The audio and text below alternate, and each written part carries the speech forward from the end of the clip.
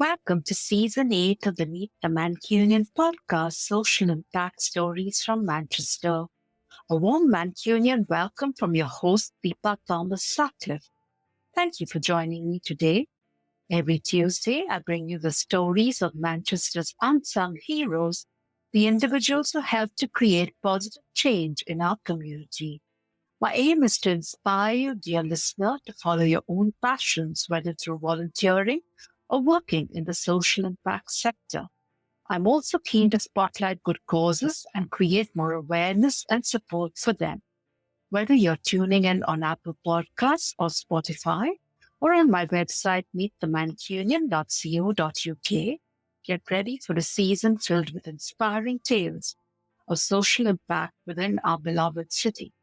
Welcome to the 15th episode of Season 8 of the Meet the Mancunian Podcast, Social Impact Stories from Manchester. Passionate about safety in the community, we hear from Tanny Rowland, Secretary, Wythenshawe Safety Patrol, in this episode. In Tanny's own words, we have many things to do. We don't just have the free community cafe. Obviously, we have that. We have the garden project. We have patrolling of streets, parks, main areas, things like that. We have a safe place to be, which is if you see one of our logos in maybe the shop or the takeaway, wherever, it means that if you're feeling vulnerable at any time, then you can just go in there, you can tell them the situation, and then they can either phone us, they can phone the police, they can phone whoever they need basically to support you. It's a safe place to go. Thank you so much, Fanny, for joining me today. Thank you for having me.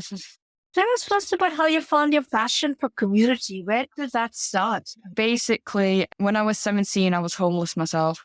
So I did struggle a lot. There was one woman who helped me, instead of living on the street, she helped me get a hostel because I was young. I then moved from a hostel into my own place, a one-bedroom flat, and it was hard physically and mentally for myself. But then as years go on, obviously, people came in and out of my life supporting me, then not supporting me. But it was my partner and my mother-in-law who helped run the safety patrol. They told me to use my knowledge from my past as a positive and help others. So that's what I decided to do.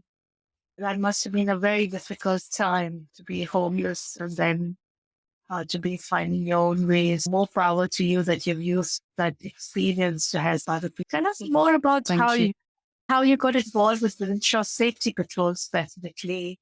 And what does it do? Personally, as a Wythenshawe resident, I love the idea of our streets being safe at night. We actually started off with another group first. There was a severe incident. A young woman was sexually attacked in one of the parks in Wythenshawe. So the whole of Wythenshawe came together to patrol the streets, to keep bad people away and make people feel safe and that they could walk around the streets. Then it stopped happening. So my partner came along and turned around and said, me and my partner and my mother-in-law would like to take over, basically. So we took over and bit by bit, we've built it up. We're a non-profitable organisation. So we run off the donations from the public, support from the public. Social media is a big, powerful thing. It helps us get everything across a lot easier and quicker to people. Basically, what we are is patrollers. So that's the community team side. We will go around the parks, the streets, up to Manchester Airport, things like that. We help the homeless, vulnerable people. Just to say that you can walk around the streets, no day or night. If you're old, young, whoever you are, basically, you can walk around the streets, feel safe. You can feel safe in your own home. It doesn't matter. Then the safety patrol side of things is more of a referral side. So if people are struggling, shouldered, counselling, advice, we can put them on the right tracks of the places to go, people to see. If you're homeless, we have multiple connections to homeless groups around Manchester itself, not just Wythenshawe. We help a lot of people and the amount of feedback we get is unbelievable as well. We run a free community cafe. We do 3 days a week, 8:30 till 4, where we hand out free food. You can eat in takeaway Obviously, we drop off food as well to people who can't leave the houses. At the moment, that's on pause though, because we haven't got enough funding. So it's all going off funding and donations, and we're struggling for that at the moment. We started a garden project at the back of the St. Michael's Community Hall where we are based. And that's just basically to bring the community together, show each other different life skills, chit-chat if you want to just come and have a chit-chat, have a brew, and just get together as a community to show Wythenshawe that we can be one big family. And we do a lot more than we actually give ourselves credit for as well, to be honest. Lots of things to support the community, from supporting the homeless to the allotments. I do see the social media posts about that. And of course, that whole safety net for as well. What are the challenges you faced? You talked about funding being a challenge. Are there other challenges you had to face and overcome? Funding is a main issue because it's hard to get, as we're not an actual charity, we're a non-profitable organisation. So that affects us quite a lot. Every day is a challenge, but you just have to overcome that challenge. So we could be getting on with something and it could be coming well and good, and then something hits us where we hit rock bottom again, but we just get back up and do it again, basically. It mentally drains you as well, because we've seen things that no person should have to go through, no person should ever have to see, to be honest. We've seen homeless on the street where we've had one man living in a bus stop for a few months. He was refusing to leave. It got to a point his own mental health was breaking down, and got to a point he wasn't showering and stuff like that. And a few attacks actually happened to him from the youth, basically, because they just thought he may be a weirdo or something sat there, but he was generally homeless and didn't have a clue what he was doing. We finally got him into the hospital, got him on the right path to the support, and now he's actually doing brilliant, to be honest. He's still in the hospital 7 months down the line, but he's about to get his own place and more support, so he's on the right tracks to getting where he wants to be in life. We've had a homeless man. He lost everything, basically. He lived in a tent in the middle of the fields. One of my patrollers came across him one day. We had a chat with him, see what he needed, and all he wanted was a roof over his head and to get back in touch with his family and to get on with his life, basically. I can say 6 months down the line after helping him, he was living in a hostel, he got the right support he needed, and now he's finally got his own, to the point of he's inviting his own family round to his house for Christmas dinners and things like that. He's taking his grandkids out, he's getting on with his life and being happy, and that's all we want to see, is like people going from nothing to having everything they need. And he actually works with us now as a volunteer. He volunteers in the kitchen. He helps other homeless and shows them, like, he's been through this so that he can help others as well, like myself and other people as well. So it's just good to see all that, to be honest. Thanks for sharing the challenges that you overcome, as well as the people whose lives you're helping. Can you tell us a little more about the impact that you've made? Like I said, we don't give ourselves enough credit for the things we actually do. And if it wasn't for the love and support of the people, we get messages daily telling us how much they love us, basically, and thank you for everything we do and keep safe. And it's just amazing to see. We have people from Australia and the other sides of the world following us and telling us we're doing amazing, and just, wow, what can we do more? Wow, it's just amazing. There's been times where there's been missing children, and obviously there's only so much you can do with that situation, as we have to follow rules ourselves. But like I say, the power of social media is unbelievable. We put out a status, we say, can everyone share this, please? If you see this person or this child, please contact the police with this reference number. And within minutes, there's thousands of people sharing it. And by the end of the day or the next day, the child's home with the parents, being safe again, or that person has been found and maybe gone to the hospital for a checkup, and then off they go again. It's just amazing to see the power and the love of people, to be honest. I do see some of those posts, and it's really great that people are being found after being lost. Is there a common myth about your area of expertise you'd like to bust? Anything you'd like to clarify to people listening? I'd just like to say thank you for all the love and support everyone does give us, because even just having messages to say thank you and stuff, that actually makes our day to know that we've made someone else's day. To have messages a few months later or maybe a year later saying, hi, and you helped me once, we just had a quick chat and stuff and you gave me some referrals numbers. Now I'm working again, I'm feeding my kids, I've got a roof over my head. Just things like that makes my day as well as other people's day. But I'd like to say to the people of Wythenshawe, like, thank you for everything like they do, the donations, the love, the support. Just being them is just amazing. And knowing that no matter what we say or do, Wythenshawe always comes together as one big family. And that's the main thing that every area should have, is just to be together and do what we have to do. What advice would you have for people looking to start a similar movement in their local community? You just talked about every area should have that feeling of family, of community. How do they start if they're in another part of the UK or another part of the world?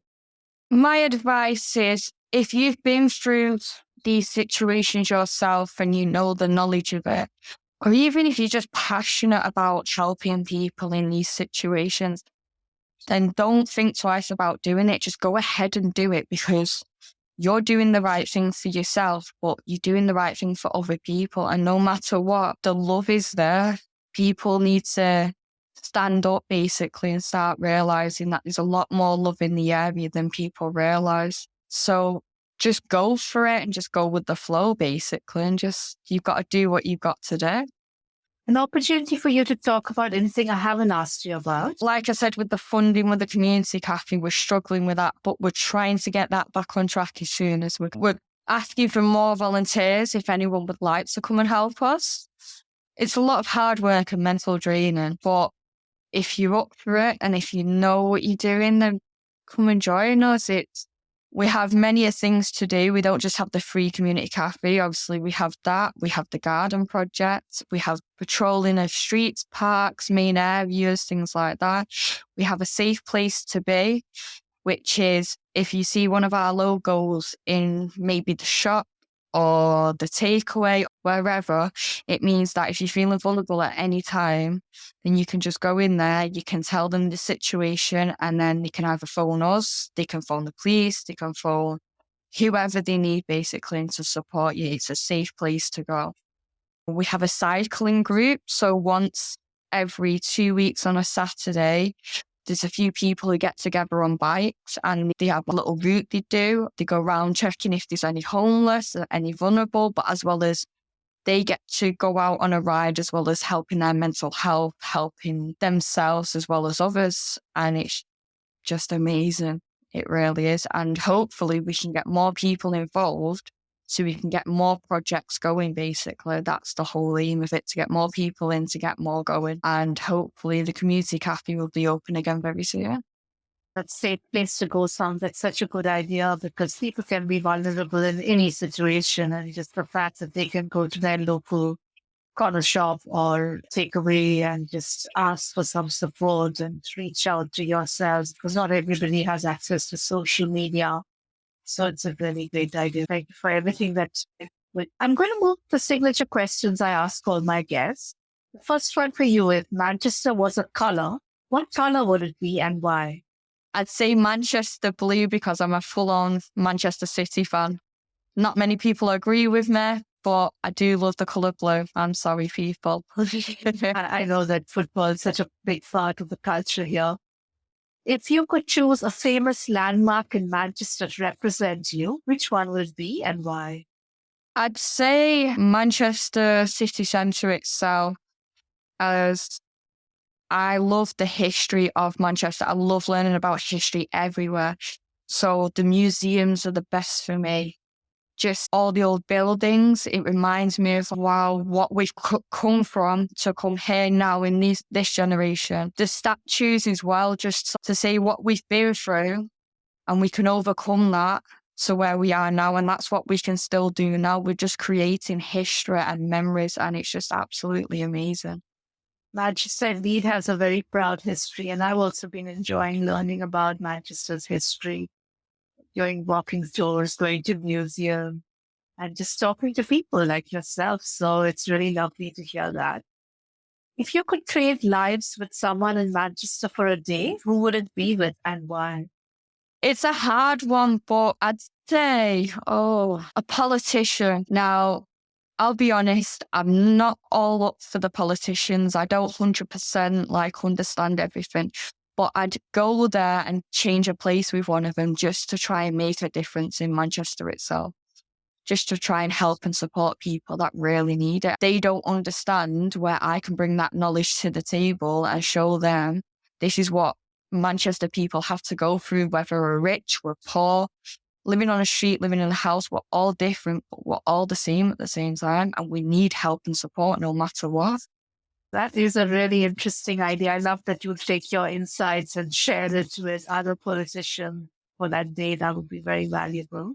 Lived experience is always a good thing. What's the most important life lesson you've learned so far? My most important life lesson is to always be positive. No matter what happens in life, you can go through the roughest things in life. I've been through a lot more than I actually let out to people and tell people. But use that knowledge and to know that you can make a positive out of it and you can make an impact on many people's lives, whether it's just a chat or you can show them how to do that. Also to raise my children differently than I was raised and to make sure they have a better life, a 100% better life than I ever did, is the most important thing in my life.